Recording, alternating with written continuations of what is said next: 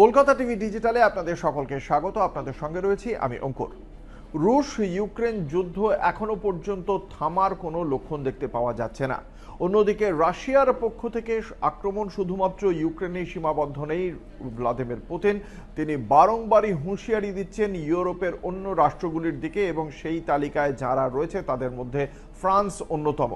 এবং সেই জায়গা থেকেই এবার ফ্রান্সে দীর্ঘ 25 বছর বাদে আবারও ন্যাশনাল সার্ভিস হিসেবে ফ্রান্সের যে সামরিক বিভাগ রয়েছে সেখানে স্বেচ্ছাসেবক নেওয়ার সিদ্ধান্ত নেওয়া হলো, এবং সে কথা ঘোষণা করেছেন ফ্রান্সের প্রেসিডেন্ট ইমানুয়েল ম্যাক্রঁ। ম্যাক্রঁ খুব স্পষ্টভাবে বলেছেন যে এই ফ্রান্সে এবার সামরিক ক্ষেত্রে স্বেচ্ছাসেবক নিয়োগ করা হবে। আগামী বছর গ্রীষ্ম থেকে শুরু হতে চলেছে 10 মাসের এই প্রশিক্ষণ। স্বেচ্ছাসেবীদের প্রশিক্ষণ দেওয়া হবে। 18 থেকে 19 বছরের যে তরুণ প্রজন্ম তাদেরকেই এই স্বেচ্ছাসেবক হিসেবে নেওয়া হবে, এবং এই প্রকল্পের মধ্যে পুরুষ এবং মহিলা উভয়কেই রাখা হচ্ছে বলে জানতে পারা যাচ্ছে। এবং এই প্রকল্পটি কিন্তু বেতন সহ, অর্থাৎ সবেতন এই 10 মাসের প্রশিক্ষণ দেওয়া হবে। সরকারের পক্ষ থেকে সামরিক প্রশিক্ষণ দেওয়া হবে এক একজন যুবককে। সেই প্রশিক্ষণে প্রায় 800 ইউরো পাবেন। 800 ইউরো অর্থাৎ ভারতীয় মুদ্রায় যা প্রায় মাসিক 82,000 টাকার সমান। মাসিক 800 ইউরোতে এই টাকাটা পাওয়া যাবে। ফলে এই যে ঘোষণা, সেই ঘোষণার কারণ হিসেবে অবশ্য অনেকেই বক্তব্য রাখছেন যে ইতিমধ্যেই এ বিষয়ে বেলজিয়াম একই রকম একটি পদক্ষেপ নিয়েছে।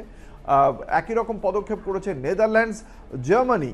তারাও তাদের সামরিক বাহিনীতে স্বেচ্ছাসেবক নেওয়ার বিষয়ে পরিকল্পনার কথা শুরু করেছে। প্রাথমিক পর্যায়ে আলোচনাও হয়েছে। ফ্রান্সে ইতিমধ্যেই প্রায় 2 লক্ষ সামরিক অর্থাৎ সেনা রয়েছে। তার পাশাপাশি 47,000 রয়েছে সংরক্ষিত সেনা। ফ্রান্স এই যে থার্ড যে লেয়ার, ত্রিস্তরীয় লেয়ার, তারা ত্রিস্তরীয় সেনায় তারা ভর্তি করতে চাইছে। একটা হচ্ছে পুরোপুরিভাবে পেশাদারিভাবে 2 লক্ষ সেনা, সংরক্ষিত সেনা থাকছে 47,000, এবং তারপর এই প্রাথমিকভাবে আগামী গ্রীষ্মের থেকে যে 10 মাসে প্রশিক্ষণ শুরু হচ্ছে, প্রাথমিকভাবে 3,000 জন স্বেচ্ছাসেবক নেওয়া হবে।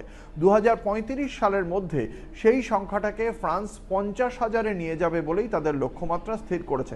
অর্থাৎ ত্রিস্তরীয় যে ফ্রান্সের যে সেনা বিভাগ, সেই সেনা বিভাগে প্রথম বিভাগ পেশাদারি সেনা হিসেবে থাকছেন 2 লক্ষ সেনা, তারপরে সংরক্ষিত সেনা 47,000, এবং তারপরে 2035-এর মধ্যে সেই যে স্বেচ্ছাসেবক সেনা তাদেরকে প্রায় 50,000-এ নিয়ে যাওয়ার চিন্তাভাবনা করা হচ্ছে। দেখা যাক ফ্রান্সের এই সিদ্ধান্ত আগামী দিনে তাদের কতটা গুরুত্বপূর্ণ হয়ে দাঁড়ায়। যদিও এখনই ইমানুয়েল ম্যাক্রঁ যেটা বলছেন যে prevention is better than cure, এবং সেই কথা মাথায় রেখেই তিনি বলছেন যে যদি কোনো ভয়ঙ্কর পরিস্থিতির মোকাবিলা করতে হয় তার জন্য প্রস্তুতি সবার আগে দরকার, এবং সেই প্রস্তুতি নিচ্ছে ফ্রান্স। ইতিমধ্যেই যুব সমাজের একাংশ প্রেসিডেন্টের এই সিদ্ধান্তকে স্বাগত জানিয়েছেন। তারা বলছেন যে দেশের জন্য কিছু করতে পারলে তাদেরও ভালো লাগবে, এবং তার পাশাপাশি 10 মাসের এই যে প্রশিক্ষণ, একদিকে প্রস্তুতি নেওয়া থাকলো, তাছাড়া যেহেতু সবেতন, সেটা কর্মসংস্থানের ক্ষেত্রেও অত্যন্ত উপযোগী হবে বলেই মনে করছে যুব সমাজের একাংশ। এমনই সমস্ত গুরুত্বপূর্ণ খবরের জন্য চোখ রাখুন কলকাতা টিভি ও কলকাতা টিভি ডিজিটালের পর্দায়। রাত দিন, সাত দিন।